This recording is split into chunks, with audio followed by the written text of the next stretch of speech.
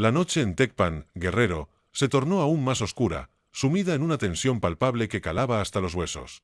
En una región marcada por años de violencia, algo diferente se fraguaba en las sombras.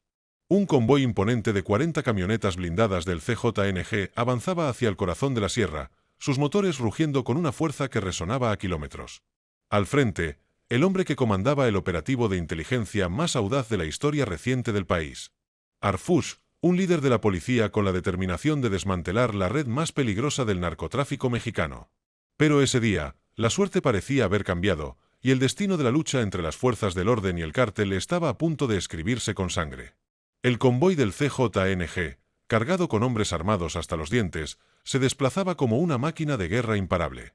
Las camionetas, con blindajes de alta resistencia y armamento de guerra, avanzaban en una formación perfecta, dispuestos a defender lo que consideraban suyo a cualquier costo. De repente, en la neblina de la noche, el eco de los disparos rompió el silencio, seguido por un estruendo ensordecedor que sacudió la tierra. Arfush y su equipo, con el respaldo de elementos de élite de la policía, habían caído en la trampa de un enfrentamiento que supera toda expectativa.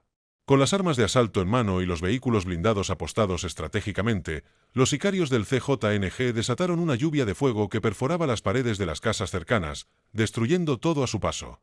Los fusiles de asalto AK-47 y las Barrett calibre 50 sonaban con una furia cegadora.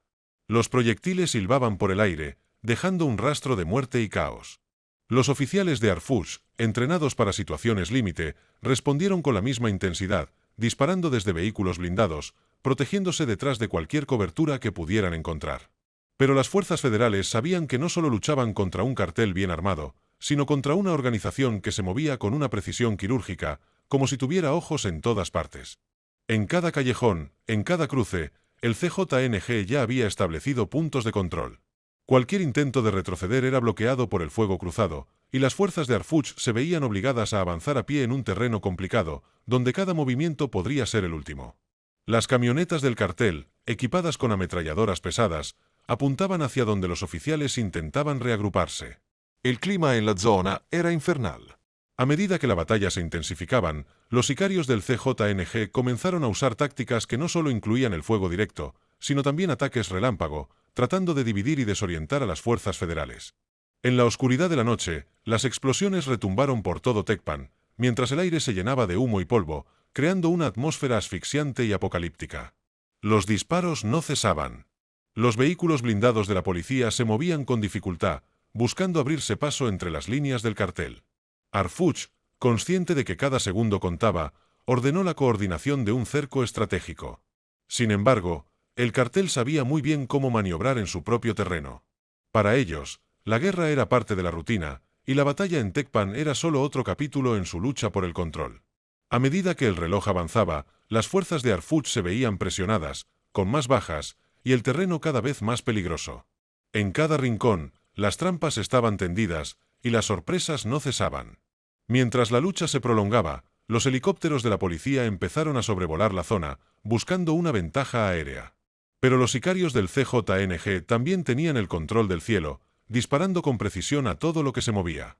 Era una guerra multidimensional, una batalla en la que no solo se luchaba en tierra, sino en cada punto de comunicación y rincón de las colinas.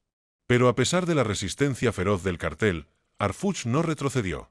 Los hombres Asuman, expertos en tácticas de combate, lograron dar un giro en la batalla, forzando a los sicarios a retroceder. Sin embargo, la victoria no llegó sin un alto costo. En el humo de la guerra, se encontraba el precio de un enfrentamiento que no solo marcaría a los involucrados, sino a toda la nación. La inteligencia mexicana, en ese instante, había dado un paso importante, pero aún quedaba mucho por hacer. El operativo en Tecpan dejó claro que la lucha entre el gobierno y los cárteles no era solo una cuestión de armamento, sino de estrategia, valentía y determinación.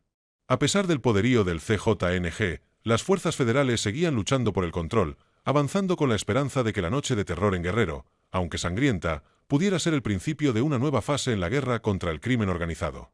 Las colinas de Tecpan, Guerrero, se elevaban como silenciosos testigos de lo que estaba a punto de desencadenarse. La Sierra del Estado, conocida por su difícil acceso y su terreno agreste, se había convertido en el escenario perfecto para un enfrentamiento de proporciones épicas. A la distancia, apenas visible en la oscuridad, un convoy de 40 camionetas avanzaba, su desplazamiento era rápido y coordinado. El rugir de los motores y el crujir de los neumáticos sobre la tierra polvorienta no dejaban lugar a dudas. El CJNG había llegado con toda su fuerza. Estas camionetas blindadas, reforzadas con el tipo de armamento que solo los cárteles más poderosos podían permitirse, estaban equipadas con ametralladoras pesadas calibre 50, rifles de asalto AK-47 y hasta lanzagranadas que podrían pulverizar cualquier vehículo que se les cruzara. En cada una de esas camionetas viajaban hombres con un solo propósito: asegurar su dominio en la región y eliminar a cualquier enemigo que se interpusiera en su camino. En ese grupo se encontraba el núcleo de la maquinaria armada del cártel, algunos de ellos expertos en combate y tácticas de guerrilla. A tan solo unos kilómetros de ahí, el operativo encabezado por el secretario de Seguridad Ciudadana, Arfush, ya había sido alertado. La inteligencia mexicana, que había estado rastreando los movimientos del cártel durante semanas, había logrado interceptar comunicaciones cruciales que indicaban que el convoy del CJNG se dirigía directamente hacia Tecpan. La información era escasa, pero suficiente para alertar a las fuerzas federales y preparar una emboscada. Arfush, consciente de la magnitud del enfrentamiento, ordenó el despliegue inmediato de unidades especiales. A través de un sistema de comunicación cifrado, los equipos de la Policía Federal, incluyendo los operadores más experimentados en operaciones de alto riesgo, recibieron instrucciones precisas. La intención era no solo interceptar el convoy, sino también capturar a los líderes clave del CJNG que se encontraban en esa caravana y evitar que escaparan hacia las montañas, donde sus redes de apoyo se extendían como un nido de serpientes. En ese preciso momento, las luces de los vehículos blindados del cártel comenzaron a iluminar las rutas cercanas a la población a medida que se acercaban al punto de encuentro. Pero lo que no sabían los sicarios del CJNG era que estaban siendo observados. A través de cámaras de vigilancia colocadas estratégicamente por la inteligencia mexicana, se rastrearon los movimientos de cada uno de los vehículos. La policía, equipada con vehículos blindados y unidades tácticas, estaba dispuesta a interceptar la columna del cártel antes de que se adentrara más en el territorio controlado por ellos. De repente, las luces de las camionetas del cártel se apagaron. Había llegado el momento del embate. En la oscuridad, las unidades de élite de Arfush, perfectamente coordinadas, se deslizaban como sombras. La primera detonación rompió el silencio de la noche. Desde los puntos de control, los agentes dispararon una lluvia de balas hacia las primeras camionetas del convoy. Los sicarios del cártel, sorprendidos por el ataque repentino, comenzaron a devolver el fuego con la misma brutalidad. Las ráfagas de AK-47 y los impactos de las ametralladoras calibre 50 estallaron en el aire, haciendo retumbar las montañas a su alrededor. El choque de la batalla resonó con una intensidad que parecía no tener fin. El fuego cruzado fue feroz. Los sicarios, acostumbrados a este tipo de enfrentamientos, estaban listos para todo. Los vehículos blindados avanzaban bajo una lluvia de balas, pero la táctica del cártel era clara: hacer retroceder a las fuerzas federales, incluso a costa de destruir todo a su paso. En cada uno de los puntos donde el convoy se detuvo, las camionetas blindadas comenzaron a descargar todo su arsenal. Se lanzaron granadas y los fusiles de asalto arrasaron con cualquier indicio de resistencia. Los sicarios, con precisión militar, se apostaban en cada esquina y se desplazaban rápidamente, buscando flanquear a las fuerzas federales. Por su parte, los operativos de Arfush no solo se mantenían firmes en el combate directo, sino que también empezaron a aplicar tácticas más complejas. Los helicópteros de la policía comenzaban a sobrevolar la zona, lo que les daba una ventaja estratégica para detectar los movimientos del cártel y coordinar con mayor efectividad el despliegue de unidades terrestres. Pero los sicarios no se amedrentaron. A medida que avanzaba el combate, se hacía evidente que el CJNG no iba a ceder tan fácilmente. El enfrentamiento continuó por horas. Cada esquina del pueblo se convirtió en un campo de batalla. En las calles, las ráfagas de disparos se confunden con el ruido de las explosiones. Algunos de los sicarios intentaban huir hacia las montañas cercanas, pero las unidades de élite, con apoyo aéreo y de inteligencia, estaban listas para cortar sus rutas de escape. La inteligencia mexicana jugó un papel crucial en el desenlace. A través de información de los informantes y de las interceptaciones de comunicaciones, se pudo detectar que algunos de los líderes del cártel estaban dentro del convoy. Arfush, sin perder tiempo, coordinó un cerco alrededor de las zonas donde los sicarios intentaban reagruparse. A medida que la noche avanzaba, la presión sobre los miembros del CJNG se hacía insoportable. Los helicópteros lanzaban bengalas iluminando el terreno, mientras que las fuerzas federales cerraban el cerco y cazaban a los líderes del cártel uno por uno. Finalmente, Tras varias horas de combate y con las fuerzas del cártel ya debilitadas, los agentes de Arfuch lograron capturar a uno de los operadores más importantes del CJNG. El hombre, conocido por su capacidad para mover grandes cantidades de dinero y coordinar las operaciones de narcotráfico en el sur del país, fue arrestado en una de las camionetas blindadas del convoy. Aunque muchos de los sicarios lograron huir, el golpe a la estructura del cártel fue significativo. La inteligencia mexicana, a través de este operativo, logró dar un paso importante en la guerra contra el CJNG. No solo se había golpeado uno de los núcleos duros del cártel, sino que también se había demostrado la capacidad de las fuerzas federales para adaptarse a las tácticas de los cárteles y llevar a cabo operaciones con una precisión milimétrica.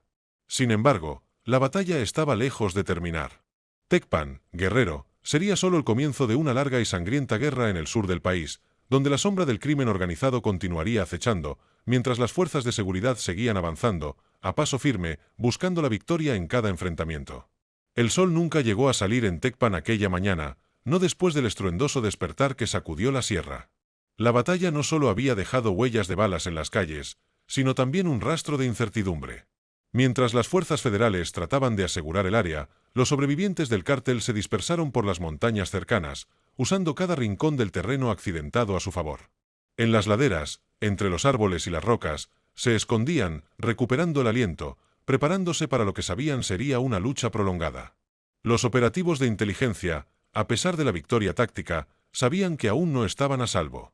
La inteligencia mexicana, siempre un paso atrás, avanzaba a través de un laberinto de información. Los rastreos satelitales, las interceptaciones de comunicaciones y las redes de informantes seguían alimentando una vasta operación que, aunque exitosa en la captura de uno de los cabecillas, era solo una parte de la imagen. La estructura del CJNG en Guerrero no se limitaba a los hombres armados en los convoys. Era un sistema que se extendía a nivel local, con colaboradores en cada rincón del estado. Los nexos entre autoridades corruptas, empresarios y sicarios del cártel se tejían como una red invisible que dificulta cada paso de la justicia. Por un momento, el brillo del operativo parecía haber disipado las sombras del cártel, pero la historia en Tecpan dejó claro que el CJNG no era un enemigo fácil de erradicar. Incluso en la derrota, el cártel dejaba claros signos de resiliencia. En las horas posteriores al enfrentamiento, los agentes descubrieron que las unidades de sicarios, pese a la emboscada, tenían un plan de escape meticulosamente organizado. Utilizaron rutas alternas, caminos rurales y hasta la ayuda de pobladores locales que, ya sea por miedo o conveniencia, brindan cobijo a los fugados. La inteligencia, siempre alerta, empezó a conectarse con las células informáticas y de rastreo digital del cártel. En cada teléfono móvil encontrado entre los restos del convoy, en cada dispositivo interceptado, se hallaron pistas que revelaban un nivel de sofisticación impensable. El CJNG había dejado de ser solo un cártel de narcotráfico. Ahora operaba como una máquina bien aceitada que incluía lavado de dinero, extorsión y hasta el tráfico de personas. El gobierno mexicano, con Arfuch al mando de la operación, respondió con una estrategia más calculada. No se trataba únicamente de un ataque frontal, sino de un asedio prolongado. La información obtenida durante el operativo se convirtió en una mina de oro para las fuerzas de inteligencia. Agentes infiltrados, a través de identidades falsas, comenzaron a penetrar las capas del cártel, contactando a posibles informantes dentro de sus filas. La lucha no era solo en las calles, sino también en los pasillos oscuros del poder, donde la corrupción alimentaba la estructura criminal. El impacto del enfrentamiento en Pan dejó una marca en la comunidad. Los pobladores, atrapados en medio del fuego cruzado, eran ahora parte de una narrativa más grande que ellos mismos. Muchos vivían bajo la constante amenaza del cártel, pero otros se encontraban atrapados por la promesa de recompensas o por el temor a represalias. La presencia del CJNG no se limitaba solo a los sicarios que empuñaban armas, sino también a aquellos que se movían en las sombras, infiltrando negocios locales, políticos y hasta fuerzas de seguridad. Para Arfuch, la victoria parcial en Tecpan no significaba descanso. Había logrado infligir un golpe certero al corazón del cártel, pero su inteligencia seguía recibiendo piezas del rompecabezas que se armaba con cada captura, cada confesión y cada rastreo digital. Las fuerzas federales, ahora más unidas que nunca, comenzaron a implementar nuevas tácticas. Una combinación de presión territorial y psicológica que buscaba desmoralizar a los miembros del cártel y desmantelar sus operaciones desde dentro. Sin embargo, la respuesta del CJNG no tardó en llegar. El cártel, lejos de retroceder, intensificó su presencia en el estado. Cada vez más, sus ataques no solo se limitaban a enfrentamientos armados, sino ataques más calculados y despiadados, como lo evidenciaron los días siguientes. El CJNG estaba aprendiendo a adaptarse a los nuevos métodos de la inteligencia mexicana. Y la guerra no solo se libraba en las montañas de Guerrero, sino también en cada rincón del sistema que permitía que la organización operara con impunidad. La historia de Tecpan se convirtió en un hito, pero también en una lección dolorosa. Las fuerzas federales sabían que no podían bajar la guardia. La batalla por el control de Guerrero y del país entero estaba lejos de terminar. Y mientras la inteligencia mexicana continuaba su guerra silenciosa contra los cárteles, el eco de cada disparo y cada caída de un capo del crimen organizado recordaba a todos que la lucha por la seguridad y la justicia sería larga, brutal y llena de sacrificios. El CJNG, pese a sus golpes, también sabía que la guerra apenas comenzaba. Y las montañas de Guerrero seguían siendo un campo de batalla donde, entre las sombras, se decidiría el futuro de la lucha contra el crimen organizado en México. El eco de las explosiones, la brutalidad de las balas y la adrenalina que había teñido las horas previas aún colgaban en el aire de Tecpan. La victoria, aunque significativa, no podía esconder la verdad dura. El CJNG no solo era un cártel de narcotráfico, era un monstruo multidimensional, un organismo que operaba en la penumbra del sistema, adaptándose con rapidez, con una capacidad de reacción que sorprendía a las autoridades.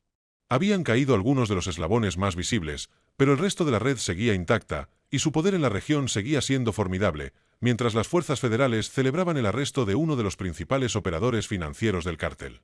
La inteligencia mexicana seguía su curso, implacable, pero consciente de que este operativo no había sido más que un pequeño triunfo en un conflicto mucho más vasto y complejo. En el cuartel de Arfuch, las pantallas de radar y los mapas digitales brillaban con una precisión quirúrgica, pero a la vez mostraban una imagen desalentadora.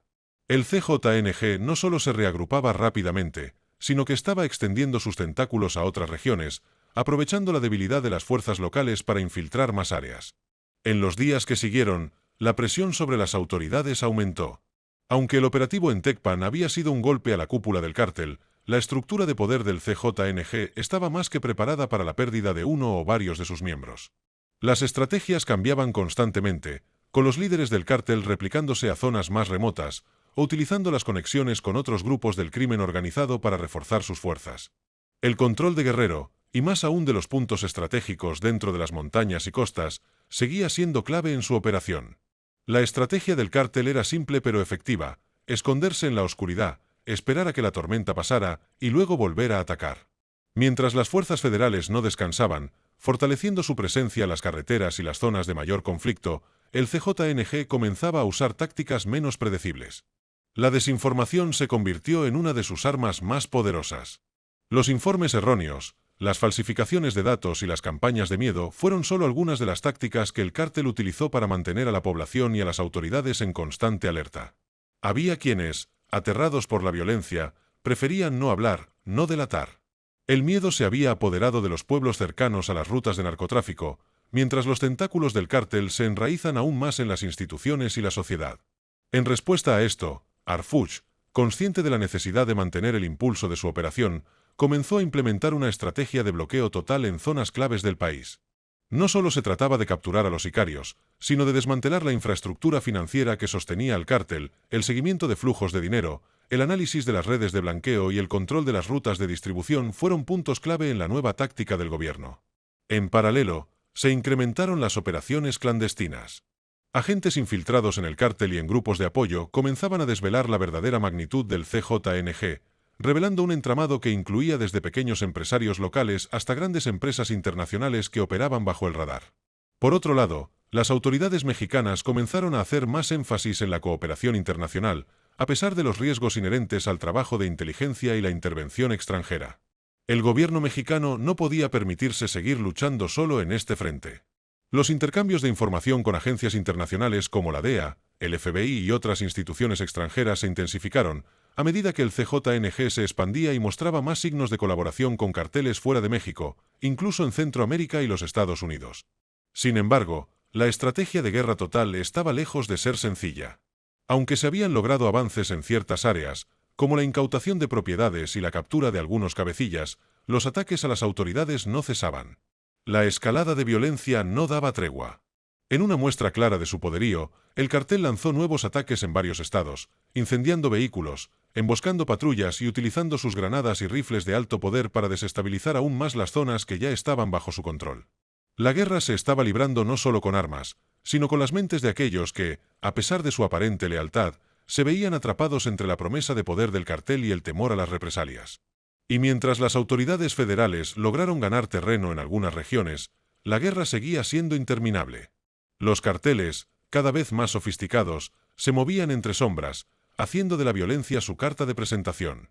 Tecpan no había sido más que una etapa en la historia de un conflicto sangriento. El futuro parecía incierto, pero una cosa era clara. La batalla en Guerrero, al igual que en otras zonas del país, no era solo una guerra por el control territorial.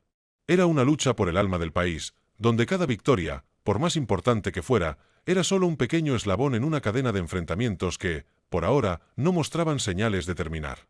La pregunta ahora era, ¿cómo podría la inteligencia mexicana, sumada a la unidad de fuerzas federales y locales, desmantelar por completo un imperio criminal que había aprendido a adaptarse, a mutar, a esconderse y a atacar donde menos se esperaba?